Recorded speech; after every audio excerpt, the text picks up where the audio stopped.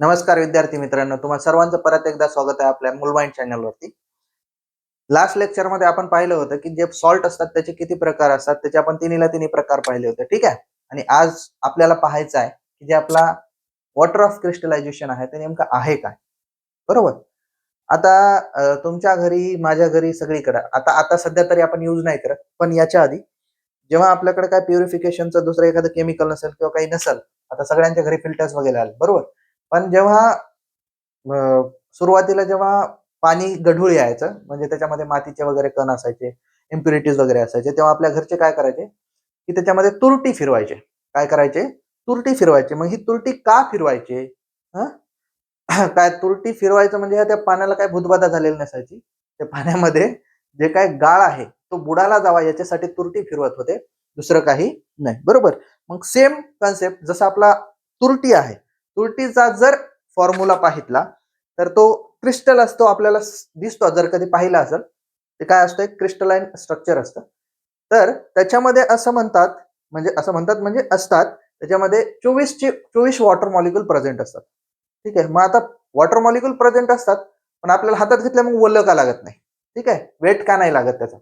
तर त्याचं रिझन काय की जेव्हा तुमचं ते क्रिस्टल स्ट्रक्चर असतो त्याच्यामध्ये वॉटर मॉलिक्यूल ट्रॅप झालेले असतात. काय असतात? ट्रॅप झालेले असतात वॉटर मॉलिक्यूल्स. आणि एखाद्या क्रिस्टलाइन स्ट्रक्चरमध्ये वॉटर मॉलिक्यूल्स जर ट्रॅप झालेले असतील, ठीक आहे, तर त्याच याला वॉटर ऑफ क्रिस्टलायझेशन आपण म्हणत असतो. काय म्हणतो त्याला? Water of crystallization. In simple language, एखाद्या क्रिस्टलमध्ये जर वॉटरचे मॉलिक्युल्स प्रेझेंट असतील तर त्याला आपण वॉटर ऑफ क्रिस्टलायझेशन म्हणत असतो. बरोबर. तर बघा, वॉटर ऑफ क्रिस्टलायझेशन पाहूया. वॉटर ऑफ क्रिस्टलायझेशन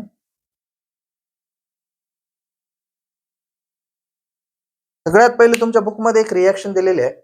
ठीक आहे. आपण याची डेफिनेशन लिहूया, नंतर त्याच्याकडे वळूया.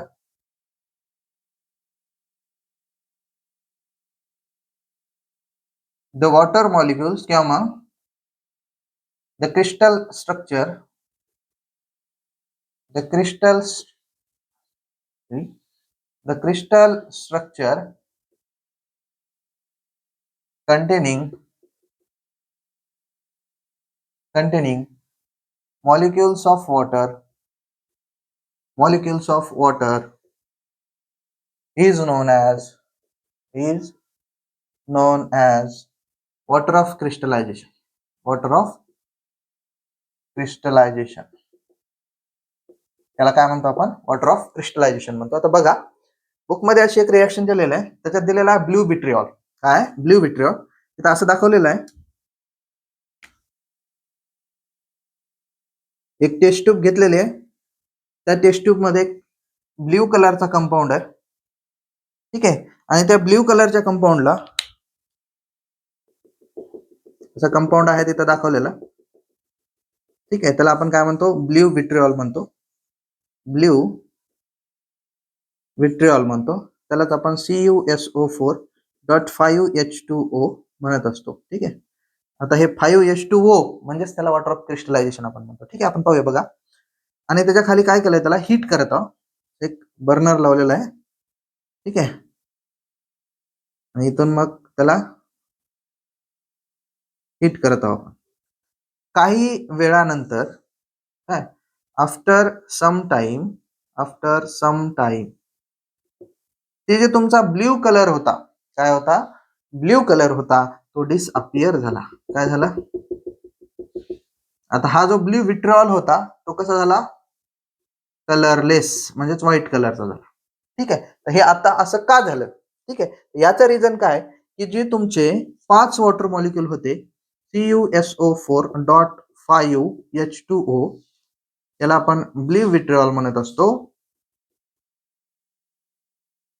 याला थोडस हीट केल्याच्या नंतर ते जे तुमचे 5 वॉटर मॉलिक्युल्स होते ते इव्हॅपोरेट होऊन गेले. काय झाले? इव्हॅपोरेट होऊन गेले. जर एखाद्या क्रिस्टलच्या स्ट्रक्चरला तुम्ही हीट करत असाल तर त्याचं पाणी होत नाही, त्याचं डायरेक्ट इव्हॅपोरेशन होतं, म्हणजे वाफत मध्ये कन्वर्ट होतं त्याचं आणि गायब होऊन जातं. ठीक आहे. तर CuSO4 राहतो. ठीक आहे. ह्याला म्हणतो आपण कॉपर सल्फेट.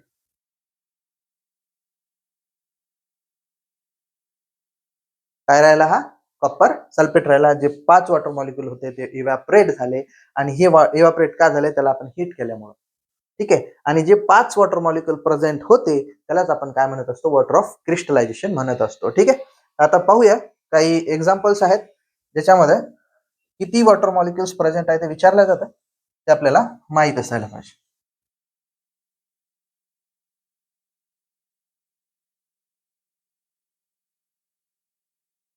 एक्झाम्पल मध्ये पहिला घेऊ आपण ॲलम. ॲलम म्हणजे आपली तुरटी. ठीक आहे. त्याचा फॉर्म्युला काय,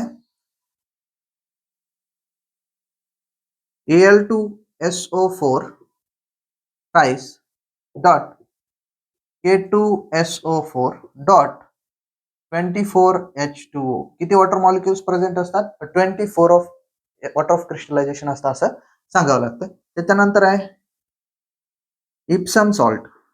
काय आहे, Epsom salt magnesium sulphate dot 7H2O.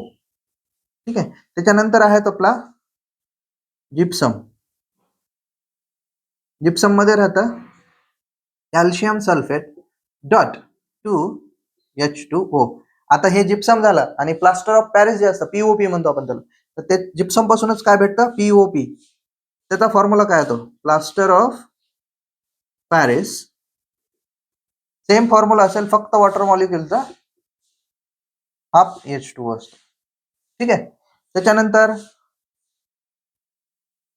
Green विट्रिऑल. Green विट्रिऑल. आता ग्रीन विट्रिऑल जे असतो तो असतो FeSO4 फेरस सल्फेट. ठीक आहे. आणि त्याच्यामध्ये राहतात 7H2O. याला म्हणतो आपण ग्रीन विट्रिऑल. ठीक आहे. त्याच्यानंतर आहे आपला ब्ल्यू विट्रिऑल. ब्ल्यू विट्रिऑल. ब्ल्यू विट्रिऑल मध्ये राहतात आपले CuSO4. आताच पाहिलं आपण ते 5H2O प्रेझेंट असतं. ठीक आहे. नेक्स्ट आहे आपला वॉशिंग सोडा.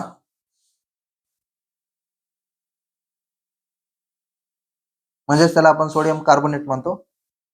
Na2CO3 डॉट, त्याच्यामध्ये असतात 10 वॉटर मॉलिक्युल्स. ठीक आहे. आता हे काही जनरल एक्झाम्पल होते की कुठला काय एखादा सबस्टन्स आहे त्याच्यामध्ये किती वॉटर मॉलिक्युल्स प्रेझेंट असतात. बघा, एखाद्या क्रिस्टलच्या स्ट्रक्चर मध्ये जर वॉटर मॉलिक्युल्स प्रेझेंट असतील त्याला वॉटर ऑफ क्रिस्टलायझेशन म्हणायचं. जसं ॲलम आहे त्याच्यात 24 आहेत. त्याच्यानंतर आहे आपला इप्सम सॉल्ट, त्याला आपण 7 म्हणतो. त्याच्यानंतर आहे आपलं जिप्सम, त्याच्यामध्ये 2 वॉटर मॉलिक्युल्स असतात. त्याच्यानंतर प्लास्टर ऑफ पॅरिस, त्याच्यामध्ये हाफ वॉटर मॉलिक्युल प्रेझेंट असतो. ग्रीन विट्रिऑल मध्ये 7 असतात, ब्ल्यू विट्रिऑल मध्ये 5 असतात आणि आपला जो वॉशिंग सोडा असतो त्याच्यामध्ये किती असतात, 10 वॉटर मॉलिक्युल्स प्रेझेंट असतात. ठीक आहे. हे होतं, ही सगळी जी माहिती होती ती कशाबद्दल होती, वॉटर ऑफ क्रिस्टलायझेशन. एखाद्या क्रिस्टलच्या स्ट्रक्चर मध्ये किती वॉटर मॉलिक्युल्स प्रेझेंट असतात त्याला वॉटर ऑफ क्रिस्टलायझेशन म्हणायचं. आणि हे एक्झाम्पल जे आहे त्याला विसरायचं नाही. ठीक आहे. आता याच्या नेक्स्टचा जो पार्ट आहे तो आहे इलेक्ट्रोलायसिस अँड इलेक्ट्रिकल कंडक्टिव्हिटी. ठीक आहे. ते आपण काय करूया, नेक्स्ट लेक्चर मध्ये बघूया. ठीक आहे. थँक्यू.